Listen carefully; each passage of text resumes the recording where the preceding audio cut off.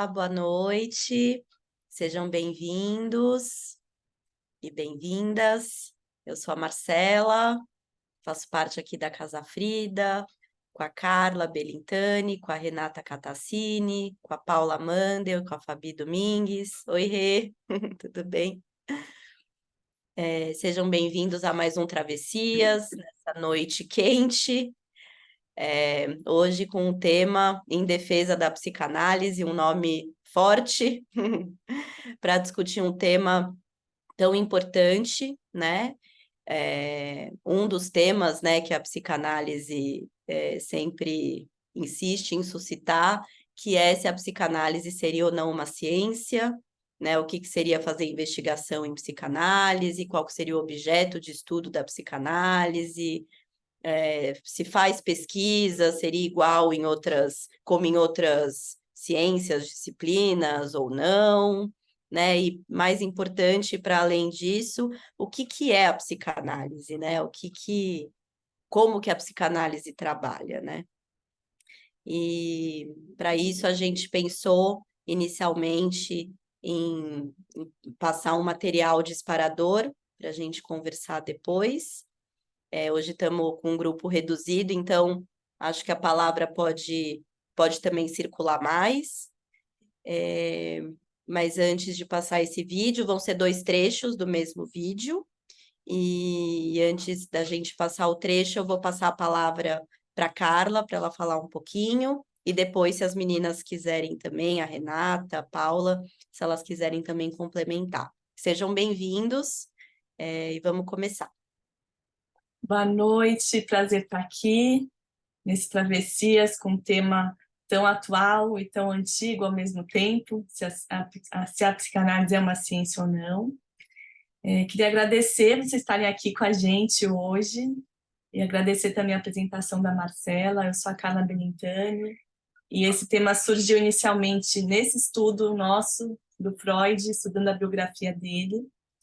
E é curioso, porque o próprio Freud vem da ciência, da medicina, né, como uma ciência, né, da neurologia, do campo da neurologia, e a gente vinha acompanhando justamente esse movimento dele em trazer um método que pudesse dar um embasamento para a psicanálise, né? E também a partir do caso da Ana O, né, que ele vai estudar sobre a histeria, e justamente com questões que a própria medicina não respondia na época, né? Então, a psicanálise ela surge nesse caldo, né, dessa divergência entre a medicina e o tratamento sobre o humano, sobre questões humanas, né?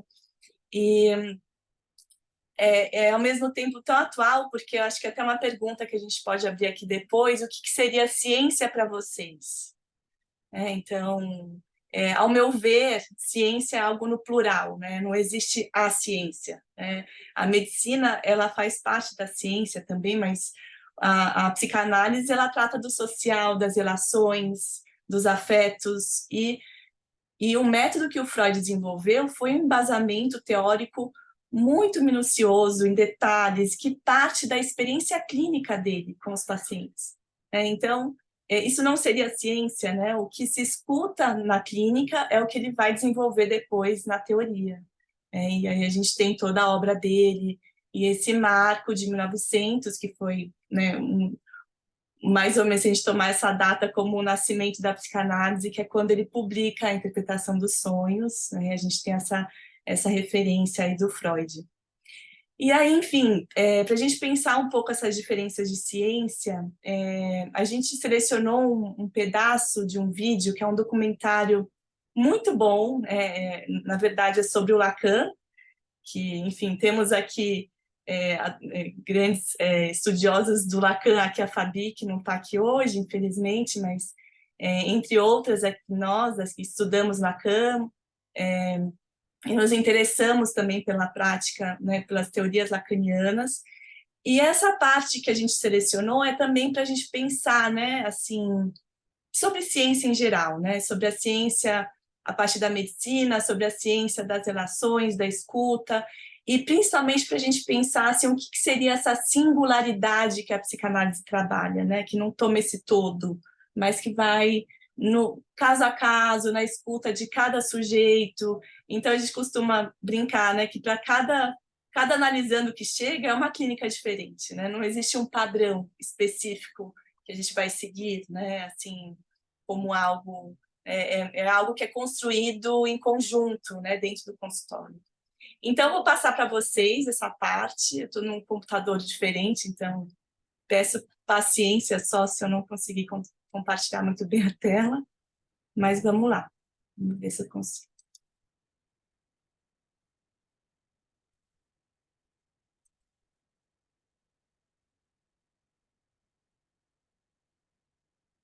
Vocês estão vendo? Estão conseguindo ver? Ah, vou dar o play, então. Les années 30, une seconde nature. Quand jeune psychiatre, il étudia le cas de cette patiente surnommée Aimée en prenant à contre-pied, en subvertissant la psychiatrie officielle. Quand lui, il va publier le cas Aimé, il vient tout à fait en rupture avec ce que font les maîtres qui sont les siens à cette époque-là. Les maîtres de l'époque, ce qu'ils veulent, c'est d'écrire une symptomatologie à laquelle ils vont attacher leur nom. Et donc, il leur faut en effet un nombre important de cas, comme si, en effet, le nombre venait confirmer. Et Lacan prend le contre-pied tout à fait de ça. Lacan veut montrer qu'avec un cas approfondi, on peut dire beaucoup plus de choses qu'avec ce qui était aussi à l'époque, ajouter les cas les uns à la suite des autres, comme c'est aussi aujourd'hui la loi du nombre qui dirait quelque chose des patients. La loi du nombre dit peut-être quelque chose d'une maladie, elle ne dit rien d'un patient, elle ne dit rien d'un sujet. Ce que Lacan a introduit, c'est tout de même la singularité du sujet, le un par un. En s'opposant à la tyrannie du nombre, en refusant de se comporter devant la souffrance comme un médecin, Lacan ne pouvait faire que scandale. Imaginez qu'il disait cette chose incroyable pour un thérapeute, le symptôme est ce que beaucoup de personnes ont de plus réel.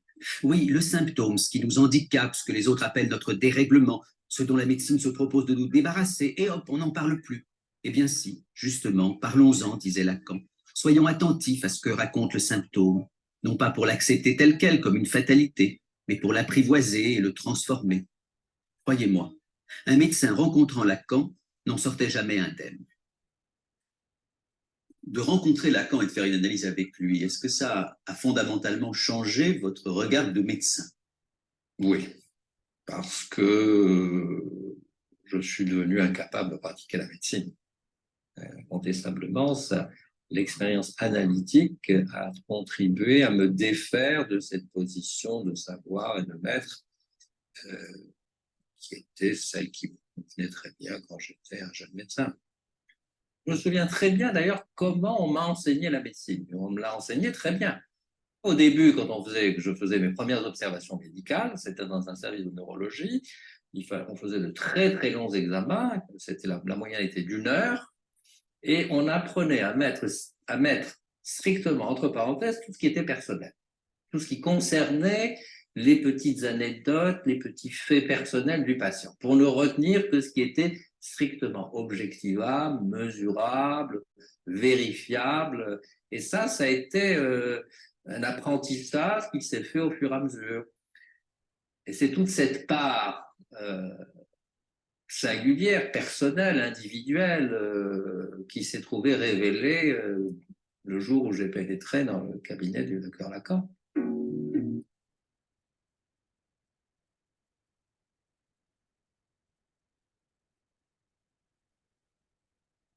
Bom, então a gente separou esse recorte justamente para a gente conversar, né, o que seria a medicina tradicional para essa escuta psicanalítica, né, que vem com a psicanálise. O Lacan, ele era um grande estudioso do Freud, até curioso, é um documentário que é muito bom, quem quiser assistir tem no YouTube.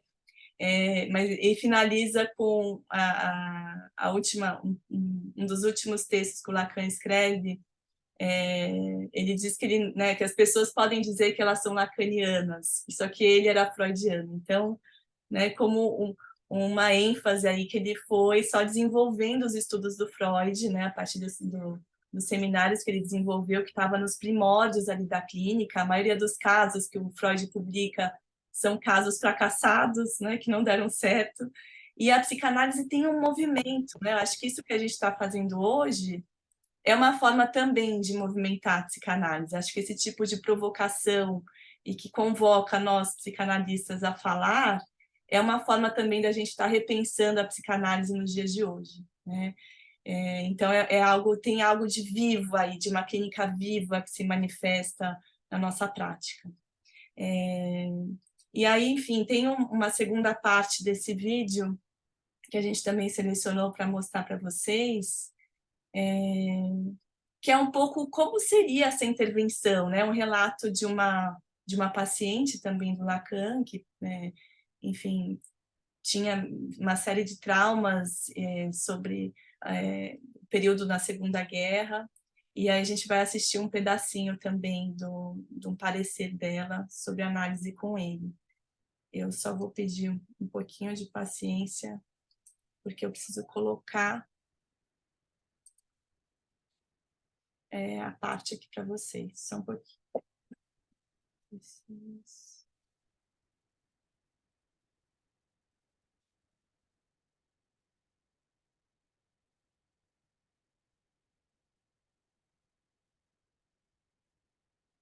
Vocês estão vendo, né? Acho que deu certo. N'était pas de façade. Je viens d'Allemagne, je suis né en 1938, donc j'ai vécu les années de la guerre avec toutes les horreurs, les angoisses, l'après-guerre, la faim, l'importance. C'est aujourd'hui partie d'Allemagne à cause de ça. Et dès le début, les premières séances aussi, je demandais à Lacan, est-ce que je peux guérir de souffrance là, et en le disant, j'ai compris non. Vous avez comme ça l'idée, comme cette douleur-là, que je pourrais me l'arracher grâce à l'analyse. Non, il avait une manière de me regarder sur moi qui m'a fait se dire non, ça, il faudra faire avec toute la vie. Un jour, dans cette séance, je parle à Lacan d'un rêve que j'ai fait. Un rêve et je me réveille tous les matins à 5 heures. Et c'est à 5 heures que la Gestapo est venue chercher les Juifs dans leur maison.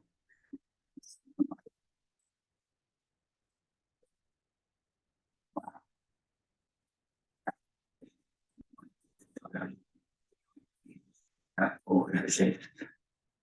Il avait transformé la Gestapo en un geste. Un geste tendre, il faut le dire. Un geste extrêmement tendre. Et cette surprise-là, ça n'a pas diminué la douleur. On a fait autre chose. La preuve, maintenant, 40 ans après. Et je le raconte encore, ce geste, je l'ai encore sur la joue. C'est un geste aussi qui un appel à l'humanité, quelque chose comme ça. Il avait.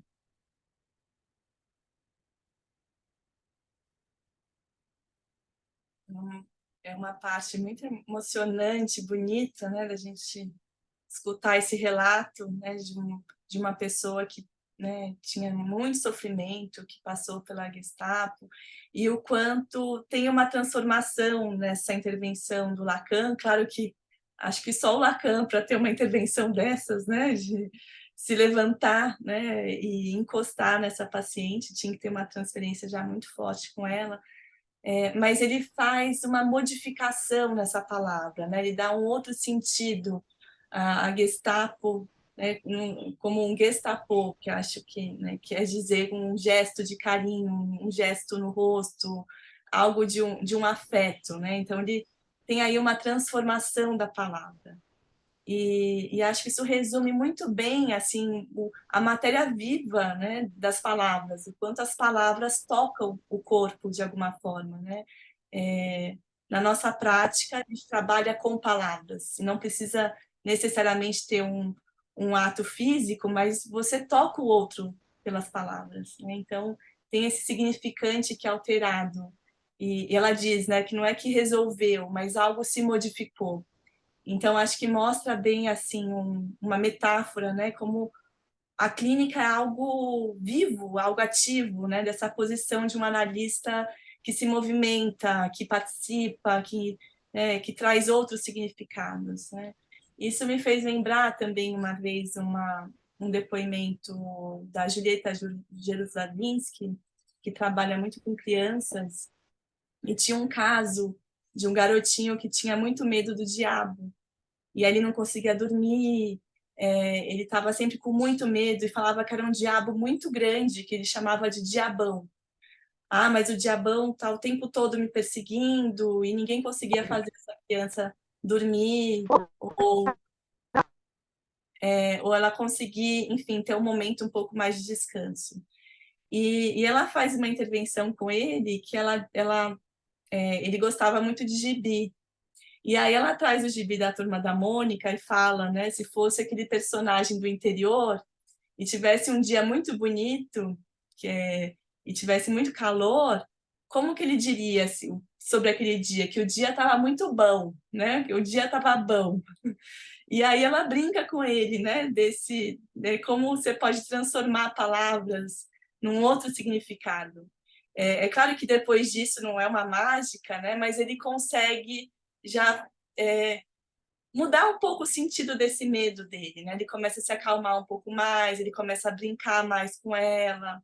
E a gente trabalha com esse material, né? Que é um material que ele não tem algo assim mensurável no sentido prático, mas a gente está lidando com sentimentos, com medo, com dor, com memórias, com afeto, com a palavra. Então, fica essa abertura para a gente começar nossa conversa aqui hoje. Quem quiser falar, a ideia é que a gente possa abrir as câmeras e ter aqui uma troca no grupo e circular também a palavra, mais uma vez.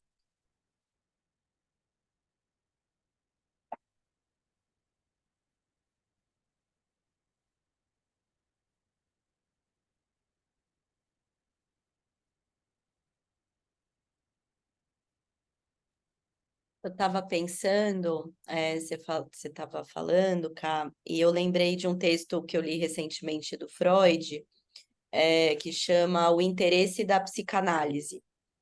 E eu acho que ele vai bem nesse ponto, que tem uma particularidade da psicanálise, né, que é justamente a questão da linguagem. Eu acho que é isso que diferencia a psicanálise, enfim, da medicina, talvez, né, dessa questão da linguagem, porque ele está tentando explicar por que que a psicanálise é diferente das outras, né, ciências da medicina, né, enfim, da neurologia, e ele quer explicar, né, por que que quais são os fenômenos que deveriam ser objeto da psicologia, né, partindo da psicanálise. Então, eu só vou ler um trechinho, é só um parágrafo que ele fala, que é o seguinte, né? Há um grande número de fenômenos ligados à expressão corporal e à linguagem, e também processos de pensamento que até agora não foram objeto da psicologia, porque foram vistos apenas como resultados de transtorno orgânico ou de anormal deficiência nas funções do aparelho psíquico. Refiro-me aos atos falhos, às ações casuais e sonhos dos indivíduos normais, e aos ataques convulsivos, delírios, visões, ideias e ações obsessivas dos neuróticos. E ele passa o texto todo explicando sobre os atos falhos, sobre os sonhos, e depois sobre as ideias obsessivas, e dizendo, né, por que que a psicanálise se interessa por isso? Por que que a psicanálise se interessa pelos atos falhos? Por que que a psicanálise se interessa pelos sonhos?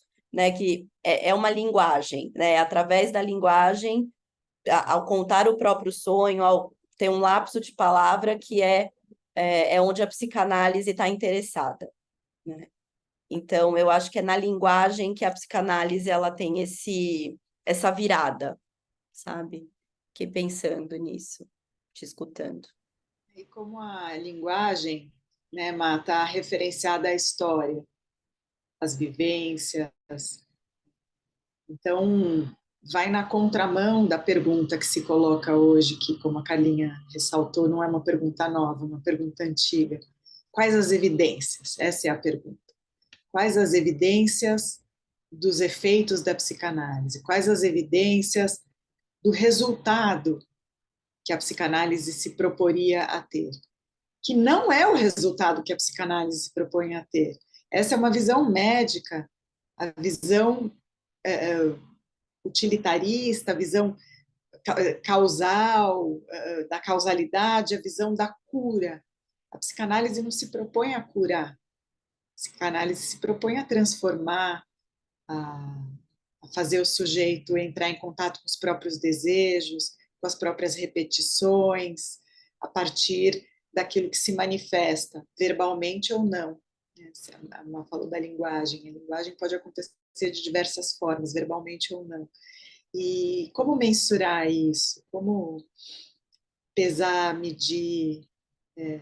A gente não está falando aqui de uma fórmula que mistura duas substâncias e que a partir dessa mistura vamos chegar certamente numa terceira substância. A gente está falando de efeitos os mais diversos, porque o sujeito é dos mais diversos. Dois filhos de uma mesma mãe e de um mesmo pai não vão ser iguais, porque não é de verdade a mesma mãe e o mesmo pai, porque cada encontro é um encontro e abre polissemias, abre sentidos diversos. Então, é por isso que eu penso que essa noite de hoje é uma noite que a gente estava comentando, né? Meninas, é na carne para a gente, vai ali no... Como assim a psicanálise não tem evidências? Nós vemos em nós, na nossa prática, a gente está falando de uma prática que é dotada de uma ética, é dotada de um método, de inúmeras técnicas, de acordo com a familiaridade teórica que o analista vai construindo para si mesmo, e uma evidência no dia a dia, a evidência de uma diminuição de sofrimento, uma diminuição de ansiedade, às vezes um acréscimo na ansiedade, porque é o que vai provocar a possibilidade de uma transformação. A angústia, nós sabemos muito bem, ela é motor. Então, alguém que tem uma visão meramente de cura e que vai pensar que quem está angustiado está doente, e se essa angústia não baixa ou não baixa imediatamente, então a psicanálise não funciona, talvez o que a gente possa concluir é que a psicanálise, talvez não, certamente o que a gente pode concluir é que a psicanálise, como tudo na vida, não é para todo mundo. É para quem quer. Não somos paladinas da verdade terapêutica. Não. Nós acreditamos nessa prática, nessa ética, com muito afinco, com muita intensidade. E essas perguntas são importantes que se colocam agora, né? Fazem a gente rever. Por ser um organismo vivo, como a arte, a ciência em geral, né? A psicanálise está meio híbrida, está no meio disso tudo. Ela está em constante transformação. Então, essas perguntas elas são muito úteis para que a gente possa se rever, se for o caso, se reposicionar. Oi, oi. Boa noite.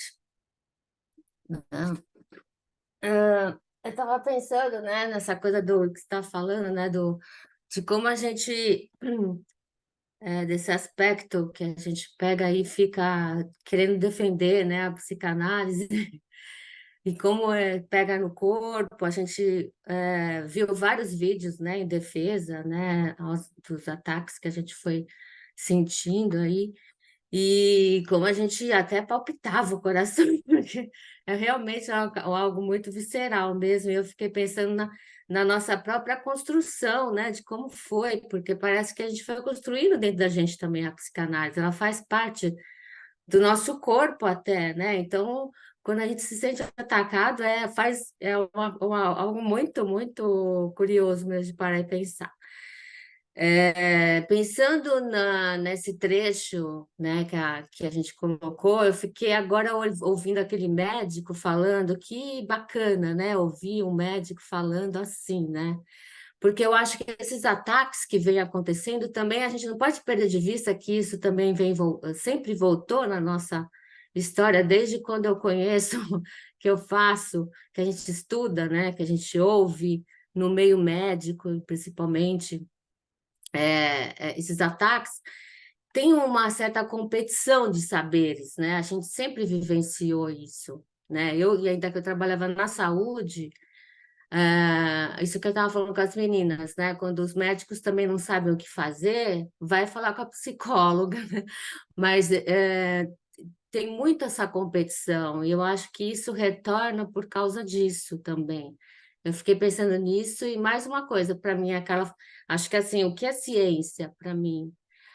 Justamente o que a gente está falando até agora, a psicanálise ela traz isso, a ciência para a psicanálise, essa ciência que sempre está se reformulando, ela sempre deixa em aberto, ela é um saber que não é todo, né?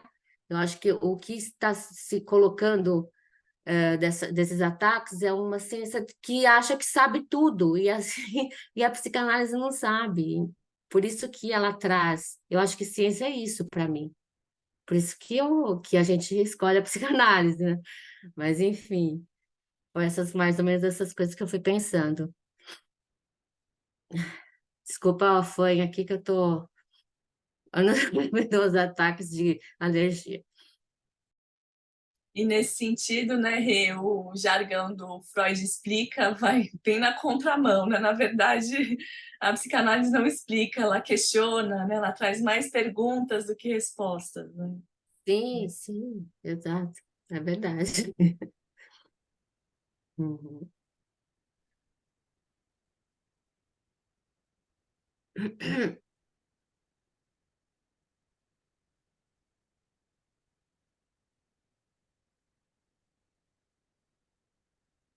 Enquanto mais alguém formula alguma questão, ou queria compartilhar algum pensamento, eu queria voltar um pouco na fala da Má e da Paulinha. Fiquei pensando, né, nisso desse texto, né, Má, do interesse da psicanálise, e que o Freud vai fazer um pouco essa diferenciação com a medicina e outras áreas, e o quanto a gente fica com esse, né, com esse resto, né, que ninguém liga muito, né, o xixi, ato falho, sonhos. E aí eu lembrei de um trecho de um dos textos que a gente estava lendo, que era sobre arte, né, trazendo um pouco também da arte, que é um dos pilares aqui da Casa Vida, né, que era um estudo do método moreliano, que eu até fui atrás depois pesquisar, enfim, tem um material também bem interessante, longo, sobre isso na internet, e dizendo sobre as obras de arte, como que você diferencia uma obra de arte original de uma falsa. Então, se você olha essa obra num todo, você não vê quase diferenças, elas são a mesma coisa. Agora, se você olha para o rodapé ali daquela tela, né, para algum detalhe, né, olhar para o pequeno, ali você vai ver, né, se tem diferença ou não, para entender qual obra que é original, né? E aí, enfim, acho que a psicanálise vai muito nesse caminho, né, nessa direção. A gente fica com o que é deixado de lado, com o que passa despercebido, com algo que a pessoa falou e nem ela se deu conta que ela falou aquilo, e a gente volta isso para a pessoa, para ela poder refletir. Então, o quanto é um trabalho também, né, pensando o que é original, qual é o verdadeiro, e pensando até nisso que a Paulinha falou, né, que são muitas verdades que cada sujeito carrega sobre si, né? E assim, a psicanálise é uma proposta, né, para a pessoa poder também se escutar e falando sobre as suas verdades, sobre o seu desejo, sobre o que faz sentido para ela ou não, né? E sair um pouco desse todo que todo mundo vê para algo que diferencia, algo que é único de cada pessoa, de cada história, né, de cada associação que a pessoa faz. Então, acho que nesse sentido tem uma riqueza, né, assim, para mim, né, se a gente for pensar aqui o que seria a psicanálise, tem uma certa arte dessa escuta, né? É uma escuta que você, né, reverbera para a pessoa de volta, né? Então isso tem algo de uma arte aí também, né? Não é algo só exato, é quase conectando pequenas partes, né, para se formar uma grande obra, né? E é o que vai sendo construído com o passar dos anos, né, com o tempo, né, entre o analisando, o analista. Então, acho que é um bom exemplo assim para a gente pensar, né? Assim, algo que possa trazer algo mais concreto, né, para essas diferenças.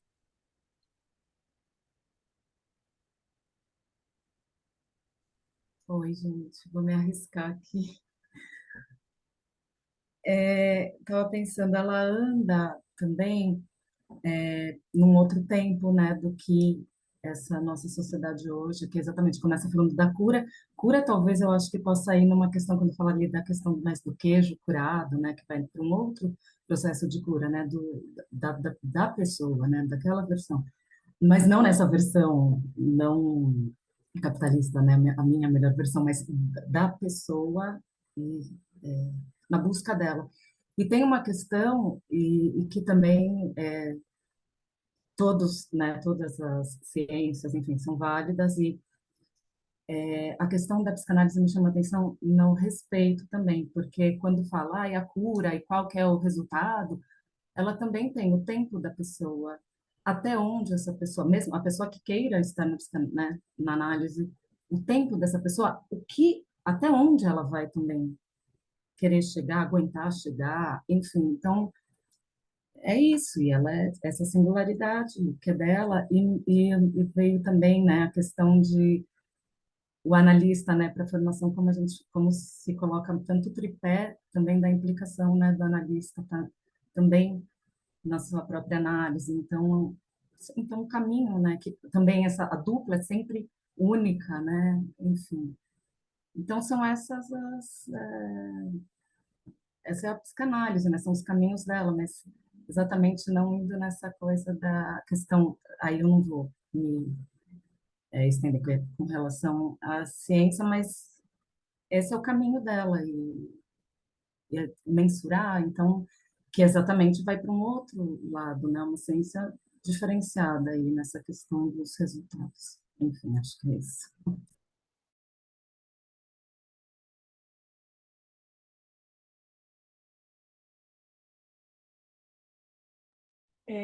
Porque isso da atualidade que você trouxe também era algo que eu vinha pensando, né?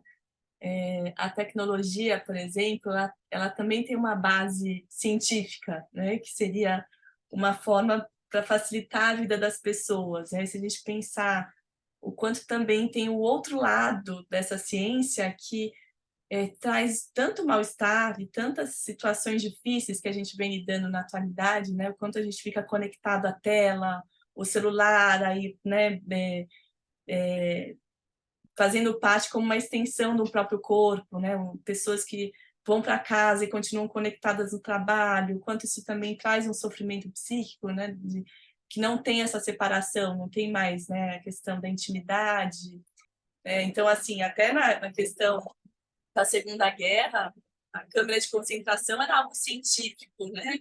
Então, assim, era usado para dizimar milhares de pessoas, né? Então, assim, não quer dizer que o que vem exatamente dessa ciência exata é algo que, então, que possui a verdade absoluta, né? Depende de que uso você faz dessa ciência, né? As ciências, né? Acho que o falar no plural facilita, né? Mas, enfim. Acho Eu que pode desculpa, falar. pode falar. Não, não. Não, é só porque a Carlinha estava falando, veio só a questão da medicalização mesmo, tá? Tem super comprovação, enfim. Mas, e aí, né? E também veio muito para mim essa questão da performance também o tempo inteiro, né? E eu acho que a psicanálise também ela vem ao contraponto desse descanso, desse cansaço aí. Mas o que eu ia falar, eu acho que vai nessa linha do que vocês estão falando, que eu acho que a gente está num momento muito forte de sempre querer ter respostas para tudo, né? Então, não pode ficar assim um vazio, um não saber, enfim, sai alguma coisa na mídia, né? Enfim, ó, vou pegar um exemplo, tá? Sai um assassinato, né? Enfim. E aí já tem várias análises do perfil de quem é essa pessoa. Ah, mas também ele era antissocial. Ah, mas também ele não tinha amigo. Bom, sei lá quem é essa pessoa, né? Então, acho que isso é muito presente, né? De querer sempre respostas, né? De querer tamponar algo que não se sabe. E então a medicação também entra um pouco, me parece, nesse caminho, né? Bom, não me sinto bem, vou tomar alguma coisa para me sentir bem. Claro, não sou contra a medicação, acho que tem casos, óbvio, que precisa, né? Mas fica muito nesse lugar de não posso estar em falta. Aí também as redes sociais que a Carla falou, né? O que eu preciso ser para ser como esta pessoa. Então, se eu não tenho, não posso ficar nessa falta, né? Se eu não tenho isso, quem eu sou? Então é um desafio, né? É muito desafiador poder entrar de fato em contato com a angústia, né? Nunca foi fácil, claro, nunca foi. E acho que nesses tempos de respostas para tudo fica mais difícil mesmo. Uhum. E a psicanálise faz bem isso, né? A pessoa parar para pensar, né? Então, acho que é bem difícil mesmo, né? Acho que é por isso que é tão assustador, né? A psicanálise, acho que, sei lá, estava até lendo, não sei onde, que assusta, né? Deve assustar, né? As pessoas deve pegar em algum lugar aí que... E aí eu estava pensando no que você estava falando, e fora que a régua atual aumentou, né? O que a gente vê muitas coisas, né? Que nem, acho que o superego já é super mega, super ego, né? Porque é tão maior essa régua que a gente vê atualmente, né? Que deve ser até por isso que os sintomas estão tão à flor da pele, né? Fiquei pensando nisso.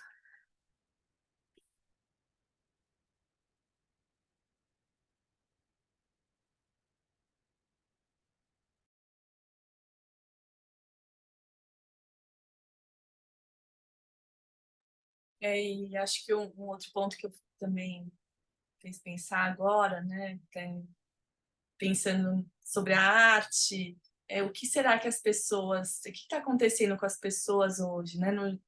Se a gente pensar, né, sobre, por exemplo, a leitura, né? Está sempre cada vez mais difícil das pessoas terem o hábito de ler, né? Elas pegam algo já de um primeiro parágrafo, né, Mário? A gente estava falando disso. E já generaliza, né? Então, essa leitura de se aprofundar, de terminar um livro, né? De terminar um texto até o fim. Então, parece que está tendo mesmo um certo empobrecimento simbólico, assim, né? De recursos que a gente vai observando, o quanto essa informação, nessa velocidade, né, que a Rê trouxe, está tudo tão rápido que fica muito difícil de se aprofundar. E aí eu acho que a gente vai muito nessa contramão, que vamos entrar aqui, vamos entender do que está falando, quem é você, o que você pensa. É quase uma resistência, né, o nosso trabalho frente à atualidade, né? E aí Quanto lembrei é ingrato. Desculpa, Carlinhos, achei que você tinha acabado.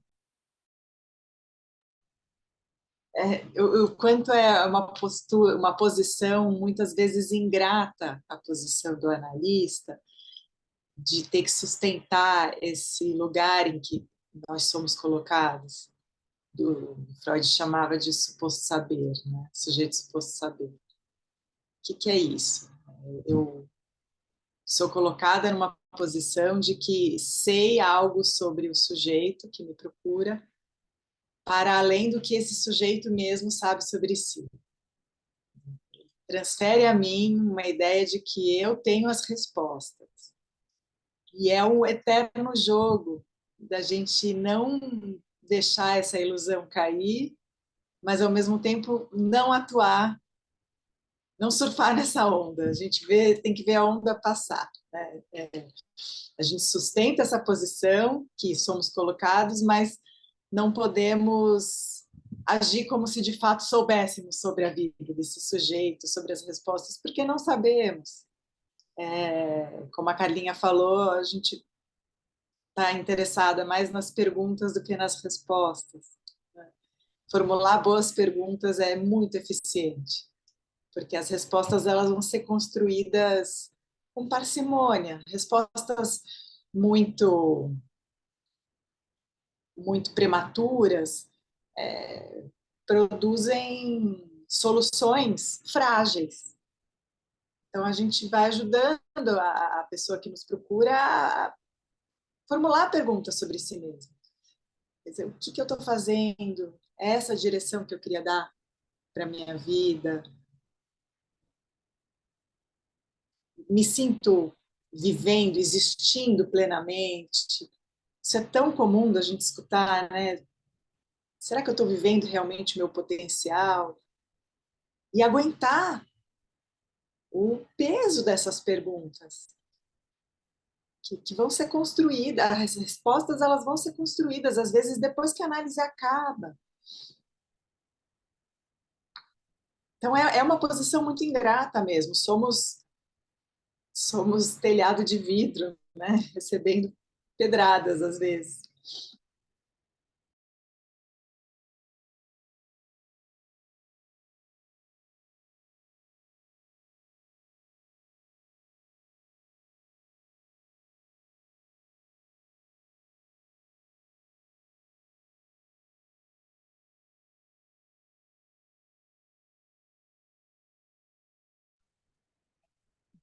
Queria agradecer a oportunidade de ter esse encontro com vocês, e agradecer pela, não exatamente a palavra que eu gostaria de utilizar, mas vou usá-la que ela está mais perto desta aula que eu estou tendo com vocês nesta noite. Que coisa gratificante, que coisa bonita, né? Eu que frequento este universo aí apenas por simpatia com os temas, com as pessoas, com os teóricos, né? E me sinto muito gratificado por essa conversa calma, né? A gente assistiu, né, no encontro aí, né? As pedras caindo sobre o telhado, e aquela noite era uma noite profundamente irritadista, né? Estava todo mundo muito irritado, os nervos estavam à flor da pele, né? E a alegria que eu sinto hoje é estar assistindo a calma, essa calma singular, né? Das pessoas que, enfim, é muito gratificante, muito bonito, né? Havia antes, um pouco atrás, alguém estava falando da importância para Lacan da singularidade do sujeito, né? E a Carla começou falando sobre a questão dicionário é ciência ou não é ciência? O que é isso, então? Eu, hoje à tarde, a propósito deste encontro, eu lembrei que eu tinha gravado aqui no meu computador um, um obituário de um periodista argentino. Eu o conheci exatamente por causa do obituário que eu li e nunca mais esqueci daquilo que eu li. O Leonardo Moledo era o nome desse periodista. Ele morreu em 2014. 2014 para 2023 são quase 10 anos. Né? Como é que essas coisas andam na cabeça da gente? E hoje, a propósito deste encontro, eu lembrei que eu tinha esse obituário, o arquivo dele gravado, e fui ler, não fui reler, eu fui ler novamente. Eu não simpatizo com esse ré que se coloca na frente das coisas, né? Porque eu sou uma outra pessoa hoje. A minha singularidade de hoje é diferente daquela singularidade de sujeito que leu aquele obituário em 2014. Depois acabei obtendo alguns livros dele. Bom, esse periodista, esse jornalista argentino, que ele tinha formação em filosofia, em literatura, e era editor de um jornal que se chamava, de um caderno chamado Futuro, no periódico Página 12, da Argentina. E ele se movimentava intelectualmente, assim, espiritualmente, num universo meio híbrido entre a poesia, a ciência, né, a literatura, a filosofia, né? Então, é uma singularidade que transita, era um homem que transitava nesses polos, nesses universos, e nos proporcionava uma ideia de ciência que estava muito mais próxima de cientificidade, ele que era considerado um divulgador científico. Então, se a gente percebe a importância de entrar neste mundo de onde vieram as pedras que atacaram o nosso telhado, é mais confortável a gente entender isso de outra forma. E essa calma, essa é a calma necessária, né? Assistir ao surfista surfando nas ondas altas, né? Não se assustar tanto com as pedras caindo sobre o nosso telhado. Talvez o nosso telhado seja, estou me colocando como nós já também. Bom, o nosso telhado talvez seja de vidro, mas ele não quebra tão fácil assim. Isso é gratificante. Isso é confortável, né? Eu me sinto, o que eu sinto agora é que eu estou, por conta do que vocês falaram, por conta da nova leitura que fiz do obituário do Moledo, das coisas dele que havia lido já também antes disso, mas hoje eu lembrei desse obituário, porque o obituário lido em 2014, por ocasião da morte dele, fala da cientificidade, né? Esta ciência que transita entre singularidades também, não sobre essa autoproclamada objetividade científica. Ora, como é que pode haver objetividade científica se a ciência sai da cabeça dos homens singulares? Os homens que têm, enfim, se movem pela sua singularidade, pelos seus interesses particulares e pessoais também. Então, do que estamos falando, afinal de contas, né? Então, eu acho que esses ingredientes todos nos ajudam a encontrar a calma. Estou hoje muito mais calmo do que estava na reunião passada. Estava todo mundo assim, muito irritado. Eu me alongando assim, enfim. Né? No final, eu tenho uma coisa para ler para vocês que tem a propósito. Né? Durante muitos anos, estudei na Faculdade de Filosofia da UFMG, na pós-graduação de lá, ia lá por prazer, por gosto. Sabe por quê? Porque eu tinha lá professores, e hoje todos aposentados, uns já morreram, que no tempo da ditadura, como estudantes de filosofia da UFMG, haviam sido perseguidos pelo sistema de repressão e um grupinho foi embora estudar filosofia, sabe onde? Lá em Louvain, na Bélgica. E você sabe com quem ele foi se encontrar? Com os professores que eram próximos de Lacan, que ensinavam as teorias de Lacan. E esse pessoal trouxe isso para cá, né? A primeira vez que eu vi na minha vida falar no tal do inconsciente como linguagem foi lá na Faculdade de Filosofia da UFMG, né? Isso nos anos 1978, 79, quando esse pessoal começou a voltar para cá. Então, é um universo interessantíssimo, né? Assim, e por ser tão interessante, eu acho que ele, para continuar interessante, ele precisa da calma, ele requer a calma da palavra, a calma do espírito, né? Para absorver essas pedras caindo, né? Caindo, não, sendo atiradas no telhado, mas e pode até ser de vidro, mas é um vidro espesso. O que está acima da gente aqui parece que é uma coisa que não se abate, não se fragmenta tão facilmente, porque há múltiplas saídas através das quais essas explicações podem ser dadas, onde essa singularidade ela pode ser absorvida e tratada, enfim, né? Acho que você pode refletir sobre ela, né? Eu acho que isso é extremo. Alguém falou, que você Paulo, não há receita, não há receita. Cada receita parece que surge como uma nova possibilidade, não como uma mera repetição. Isso não é pouca coisa, não, né?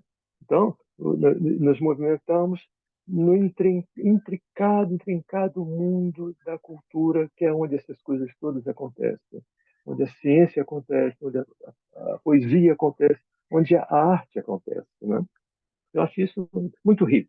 Talvez, enfim, uma confissão aqui. Meu interesse nisso, eu acho que pela riqueza que desponta a cada conversa, a cada coisa que leio, a cada entrevista, a cada até por causa da maledicência daquela senhora que, enfim, já não me incomoda mais. Garanto que não. Tá? Desculpa, eu tenho que perder essa mania de alongar muito nas coisas. Assim, não temos tanto tempo assim, né? Desculpa.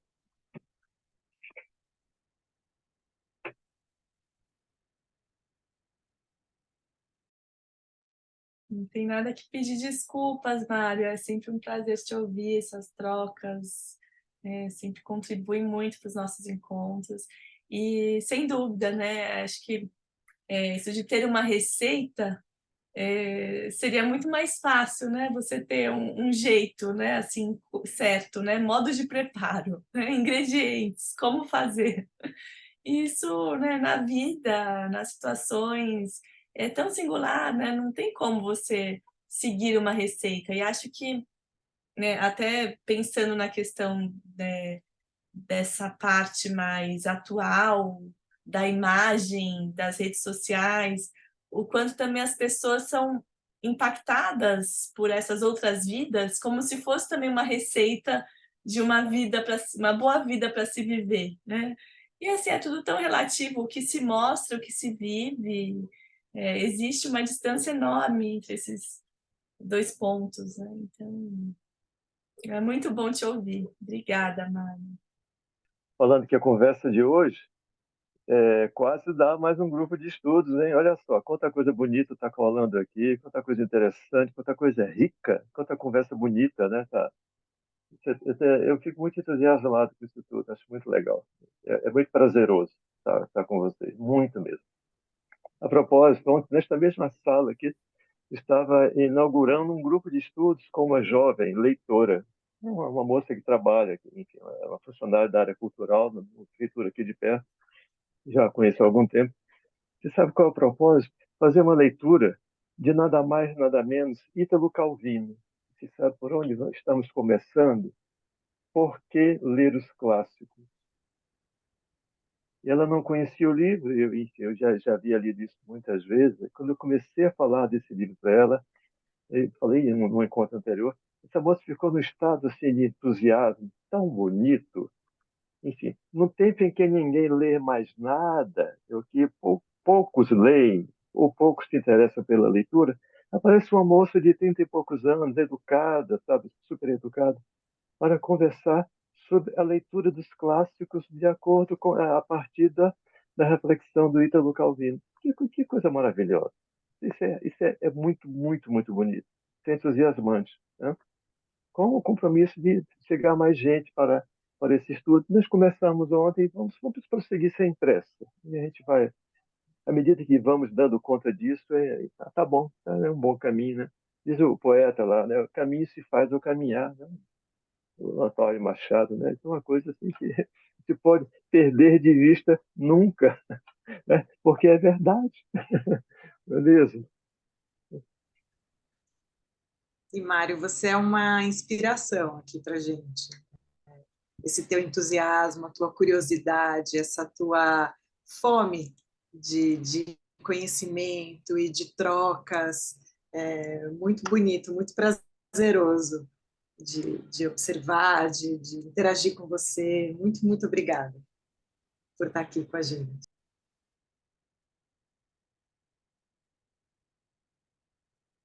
Eu fui revisitar esse livro aqui, vocês conhecem? Eu fui dar uma olhadinha hoje para. Tem bastante conteúdo do que a gente está falando hoje. Eu não li inteiro, mas eu peguei algumas partes que eu já tinha grifado. Bem interessante para quem quiser dar uma olhada, quem já leu, olhar de novo. Tem alguma Tá bem atual. Compartilha com a gente agora alguma Tá. coisa que você... Ah, agora do que eu li, um pouco do que eu falei, né? Desses saberes, ela fala isso, o que eu trouxe, mas ela traz todo também o histórico da psicologia, né? De como a psicologia vê o ser humano e como a psicanálise também dessas diferenças. dessa coisa que também alguém já falou de a psicologia mais voltada para um ser humano mais de reforço positivo, negativo, e a psicanálise é mais o que acho que um pouco do que a gente falou, da singularidade. Tem muita coisa, gente. Acho que seria interessante para quem quer aprofundar um pouco.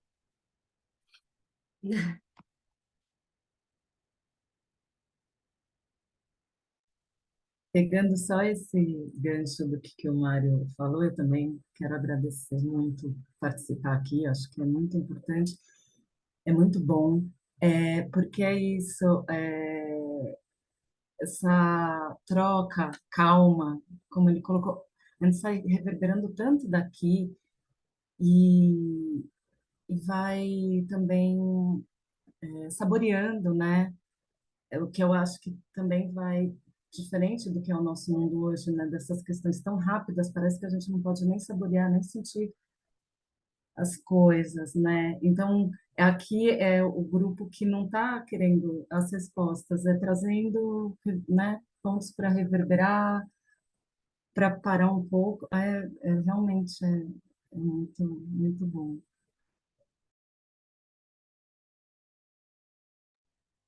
Na contramão dessa pressa, né, Rê? E da cobrança por respostas, por eficiência, por curas. Estamos aqui nos propondo a prosear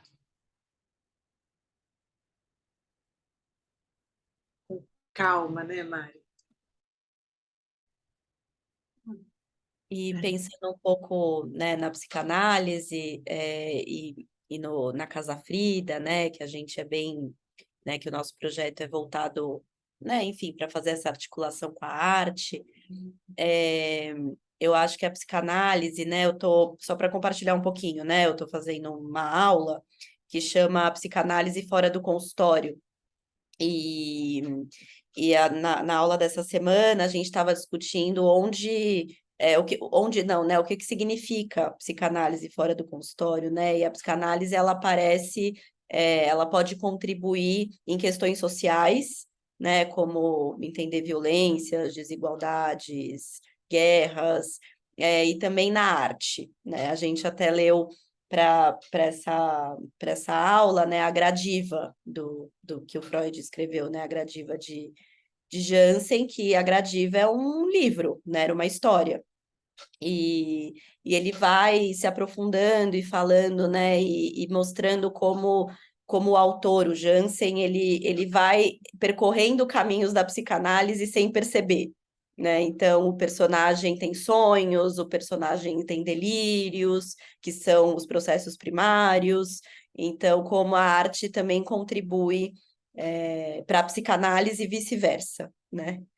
E ele até fala do autor se colocando, né, dele falando dele mesmo, porque os personagens da arte, né, da cultura, dos livros, eles são humanos, né, por mais personagens fictícios que eles sejam, eles têm sentimentos, eles têm inveja, eles têm raiva, eles sofrem, eles brigam e amam e separam, que é disso que a psicanálise fala, né, sobre os afetos.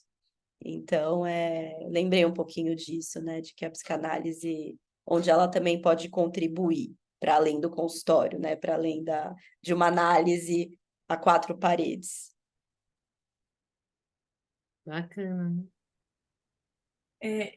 Tem até essa parte, né, o quanto a psicanálise também nasceu junto com a arte, né? O Freud, ele era leitor de Dostoiévski, né? Tinha todo um envolvimento assim com obras de arte, uma lembrança do Leonardo da Vinci, né? Tem vários textos tão interessantes que a gente também poderia aprofundar aqui na Casa Frida, né? Acho que como algo pensando um pouco, amarrando essa ideia do Mário, né? Não só ler os clássicos, mas trazer os textos que o Freud escreve sobre arte também, para a gente articular, né? E pensar o quanto tem um nascimento aí em conjunto também, né? O Freud ele vai articulando a arte, né? Assim, é tanto que ele vai trazer os mitos gregos para elaborar tantos conceitos, né? Assim, iniciais. e fundamentais aí da teoria. Mas é muito bom estar aqui, é muito bom estar aqui com calma, a gente poder se escutar também, trocar, né, sem entrar tanto num debate como numa defesa, né, assim, da ordem de uma briga, mas de uma reflexão, de uma troca, de um compartilhar. Como a gente precisa de espaços assim cada vez mais, né, a gente poder ouvir, poder trocar ideias, né? Respiros.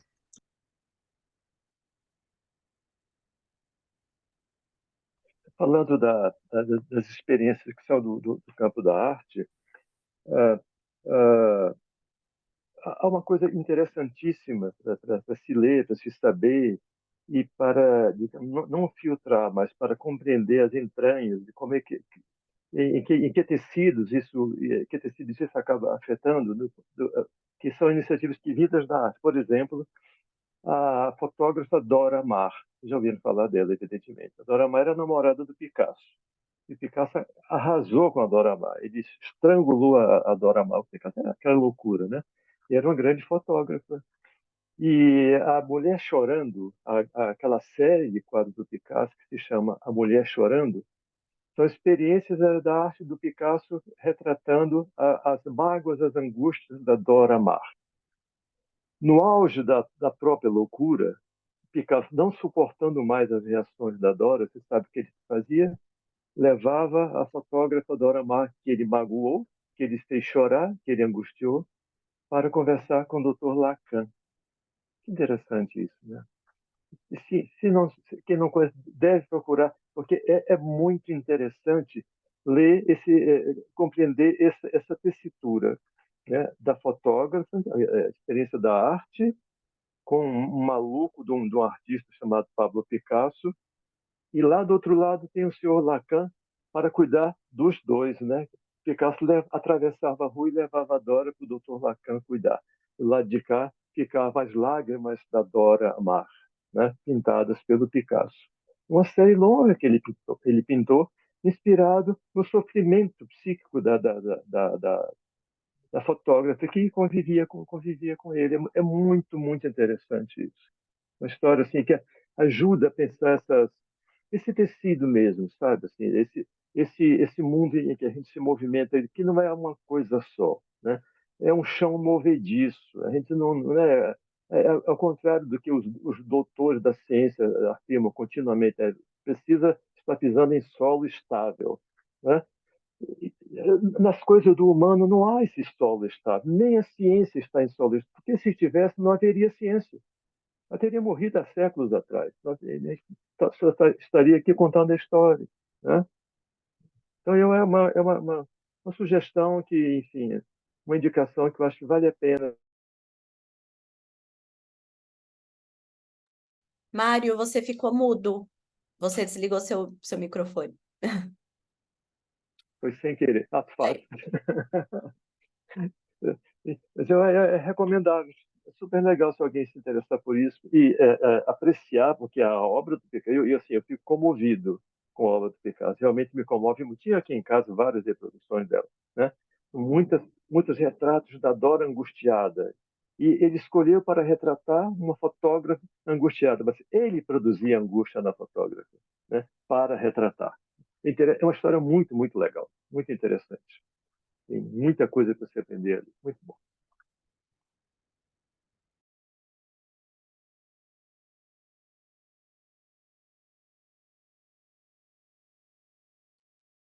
Bem interessante, Mário. Eu não conhecia. Depois compartilha com a gente, se você tiver, tá?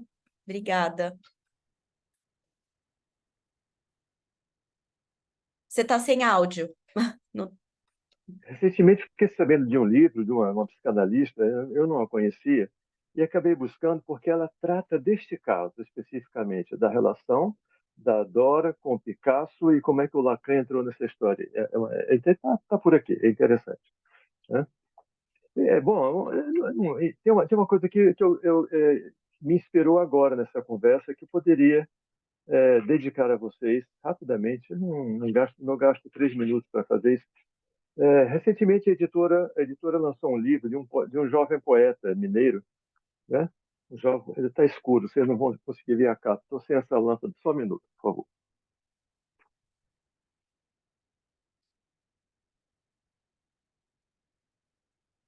Este livro foi lançado há um mês. Eu não tenho ainda os exemplares que normalmente a editora me envia, né? Mas quando chegarem aqui, não sei se a casa tem uma biblioteca, eu vou endereçar um exemplar com a dedicatória do autor para a biblioteca da Casa Frida. Logo, logo que vai chegar, eu faço o envio. Mas, por conta da conversa, das coisas que estamos calmamente conversando aqui, este livro, essas coisas da palavra, né? A palavra tem uma magia interna na palavra, uma coisa tão fascinante e, ao mesmo tempo, tão difícil de compreender, porque é tão intrincado, né?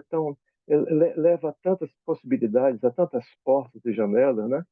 E quando a gente encontra uma saída, acaba enfim, descobrindo mais 10, né? É muito legal.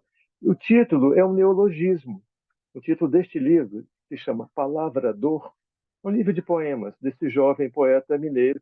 Ele é estudante do doutorado da Faculdade de Letras aqui da UFMG, um grande amigo. Então, eu publiquei um livro dele, ficamos 6 meses trabalhando. O livro é escrito há mais de 5 anos, mas a publicação demorou-se uns 6 meses. Aqui nesse livro, tem um poema que se chama, o título do poema é Palavra Dor, né? E ele tem uma epígrafe do Mia Couto, né?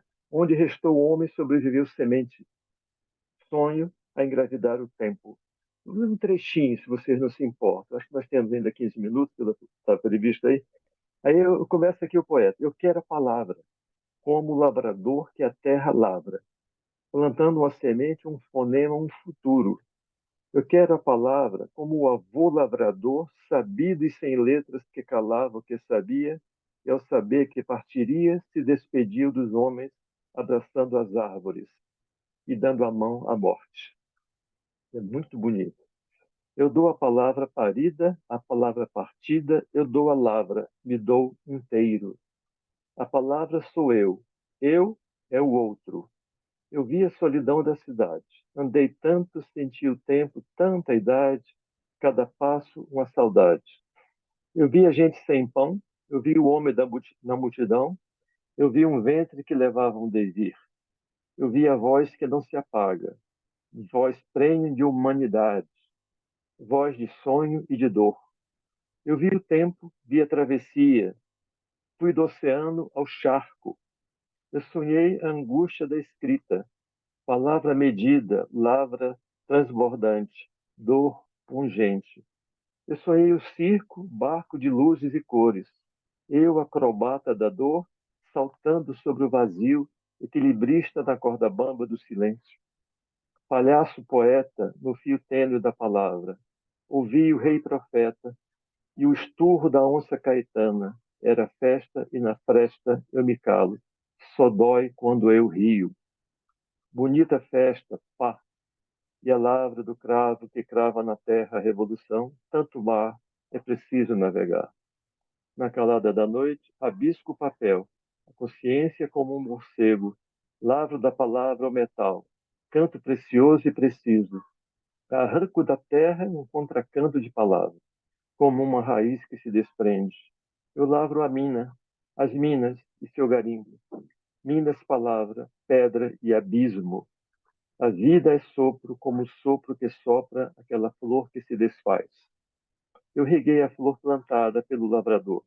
Molhei meus olhos por sonhar a flor. Eu afundei meus pés por amor. Afoguei a folha por lembrar a dor. Eu, labirinto, sonhei palavra. Sondei a dor. Cantei a palavra. Palavra, dor. Lavrador é uma palavra só. Um neologismo. Seja uma beleza, seja uma beleza. Sabe? Eu já li isso. A conversa de hoje me inspirou. Um exemplo aqui. Deixa eu ler esse negócio para esse pessoal. Eu vou enviar um exemplar para casa, para a biblioteca da casa. Brevemente chegará. Tá? Para quem não sabe, eu aposentei como professor na universidade e resolvi enfim, efetivar um projeto que já era antigo. Eu criei uma editora independente, trabalho em casa com um monte de gente fora de casa e fora daqui, claro, na sua casa também trabalhando. Esse é o último livro impresso que nós publicamos. Tem outras coisas saindo aqui digitais também. No site da editora vocês podem ler isso. Tá? Tem até coisa para ser baixado gratuitamente lá.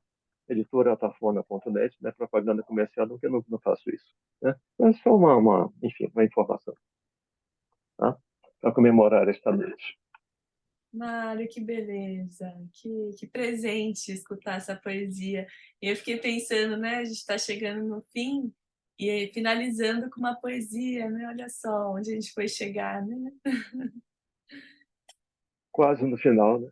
Esse livro está sendo lançado agora à noite, inclusive, eu não fui lá porque eu tive Covid, enfim, né? E estou ainda cuidando dos chamados sintomas leves, que de leve não tem nada. Estou com medo de andar sozinho pela rua e perder as coisas. Eu não fui ao lançamento lá na Festa Literária de Sabará, né, que conhece a cidade histórica, que é perto de Belo Horizonte. Então, o autor está lá com a família lançando o livro na abertura da Festa Literária. Muito legal. É uma ativista da literatura, é uma figura ótima, um grande sujeito. Muito bacana. Tem preciosidades que só vêm de Minas, né? Tem muito... Eu não sou daqui, mas concordo com você. Concordo com você. Mário, obrigado. Quem sabe futuramente a gente também não retoma o nosso projeto também desse livro conjunto, né, com a sua editora, vai ser muito bacana. Pois é. Ah, Obrigada pela sua presença, queria agradecer também a presença de vocês. E continuamos, então, se alguém quiser fazer mais algum comentário, mas a gente vai continuar na biografia em breve, nosso próximo encontro, estudando Freud, lendo Freud. Mais uma vez, mais ainda, insistentemente, nossa resistência aqui é continuar estudando Freud. Né? Então, obrigada pela noite, pelas trocas, pela experiência aqui da gente poder, né, fazer aí um furo no tempo, né, e poder ter um tempo mais calmo, passa um pouco, né, de como o Ítalo Calvino, né, ele escreve isso também, né, nas Cidades Invisíveis, um tempo que passe de uma outra maneira, né, que passe mais devagar. Eu queria agradecer, né, vocês estarem aqui. É um prazer. Obrigada a todos também pela presença. Foi muito bom. Muito bom. E a gente se vê na biografia. Boa noite, gente. Boa noite. Obrigada. Boa Boa noite. noite. Obrigada, boa noite. Tchau, tchau. Boa Foi noite. ótimo.